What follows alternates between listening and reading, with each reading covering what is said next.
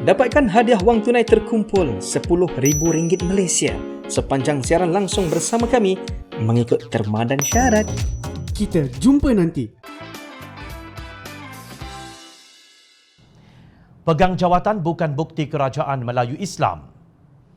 Presiden PAS Datuk Seri Abdul Hadi Awang mengucapkan sekalung penghargaan kepada Yang Amat Berhormat Ketua Menteri Sabah Datuk Seri Haji Ji Nur dan Perdana Menteri Tebuk Atap Perikatan Nasional Tan Sri Muhyiddin Yassin atas lantikan Dr. Ali Akbar Gulasan sebagai Ahli Dewan Undangan Negeri Sabah dilantik. Sesungguhnya keberadaan PAS di Sabah sejak lebih 35 tahun adalah bukti kesungguhan PAS dalam usaha memperkukuh perpaduan, menyemarak pendidikan dan membela kebajikan rakyat, merentasi kaum dan fahaman agama, ujarnya. Surat penghargaan itu diakhiri dengan frasa Islam memperkukuh perpaduan. Suatu ketika dahulu, Hadi berkata Islam memimpin perpaduan. Kini setelah jelas menjadi tongkat bersatu dan UMNO, PAS jadikan Islam memperkukuh perpaduan tidak lagi memimpin. Adakah kuasa Islam memimpin perpaduan itu sudah diserahkan bulat-bulat kepada pemimpin Kerajaan Tebuk Atap. Namun apabila kita lihat belanjawan 2021, kita nampak Kerajaan Perikatan Nasional ini memperkukuh tidak, memimpin jauh sekali.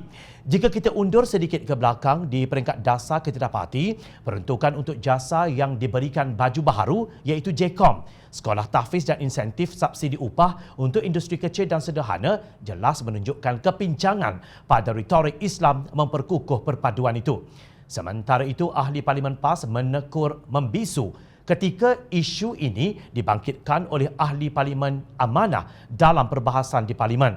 Menurut Ahli Parlimen Shah Alam Khalid Abdul Samad, amat tidak wajar untuk kerajaan mempertingkatkan peruntukan untuk jasa sehingga RM85.5 juta kerana ia sebuah agensi propaganda. Kami rasa tidak perlu kerana sudah ada Kementerian Penerangan dan agensi lain, tetapi tiba-tiba kita tengah sibuk dengan pandemik, peruntukan jasa ditingkatkan, katanya dalam satu temu bual bersama Astro Awani. Sementara itu, Ahli Parlimen Parit Buntar Datuk Seri Dr. Mujahid membanding pengurangan ketara peruntukan untuk sekolah agama dan tahfiz. Kata Mujahid, Pakatan Harapan memperuntukkan RM75 juta untuk tahun 2019 dan RM10 juta pada tahun 2020 bagi memperkasa sekolah-sekolah agama dan ma'had tahfiz. Tetapi kerajaan memperuntukkan hanya RM29 juta untuk tujuan sama.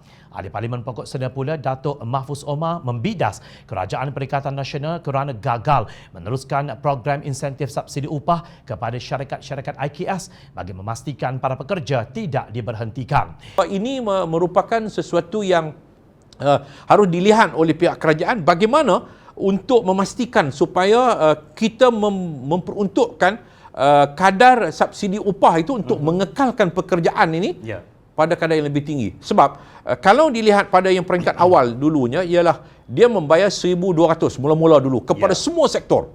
Kemudian mari di tengah dia bayar kepada 600 sahaja pada semua sektor.